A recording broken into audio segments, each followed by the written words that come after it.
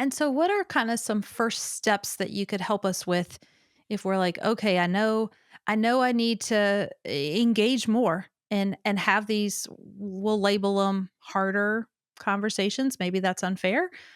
Sometimes I feel like for me, I try not to put too many labels on the conversation ahead of time because I think that builds up the anxiety in my mind, like that it's going to be hard or it's going to be like Yeah. that's my mindset going into it, and then sometimes I get into it and we engage and then it's a lovely conversation and I have to tell myself, "Wow, that wasn't as bad as I thought it was gonna be." That's a particular example of sort of one of the three areas we work on. So, I would say, hey, if you want to start moving in the right direction, you have to realize that the barriers are essentially physiological reactions, in our body, how we end up feeling. They're cognitive, they're how we think. And what you just said is an example of that. Um, and how we think both before those conversations and during, and then how we behave, like what we actually say and do, both in the moment and then after.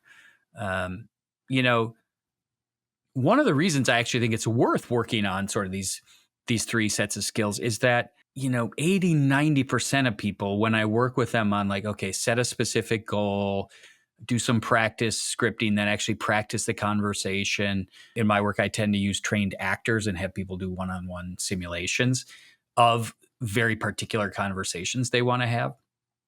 And most of the time, I'd say 80-90%, people say, when I did that work and then just did it, it was significantly better than I thought. Now, sometimes it wasn't great, but even when it's not great, it's usually better than we believe it will be. And I think, we know the basic reason for that. It's a very well established fact in psychology that, just this phenomenon, we say bad is stronger than good.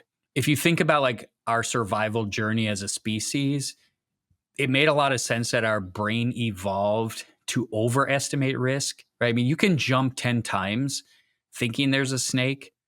And if you're wrong all 10 times, you're still alive. But if you Mhm. don't jump once and there is a snake, you might be dead. So the brain evolved to overestimate risk.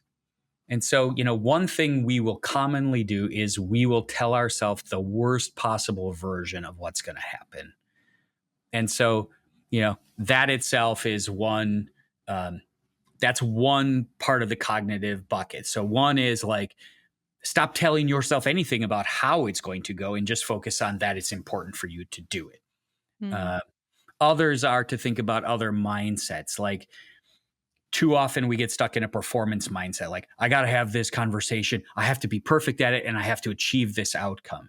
Yes. In many cases, rather than a performance outcome, it'd be better to just have out, a learning orientation. Like to say, look, I actually don't know how it's going to turn out. And even if it goes poorly, I will have a lot more information after the conversation than I did before. And I'll be in a better position to act going forward. Because sometimes people say, well, what if they say they won't talk to me or they yell at me, or but say, well, don't you have more information now than you did about Mhm. how you're going to approach them next time, or whether this is the right place for you to work? So I think this performance versus sort of growth or learning mindset really matters.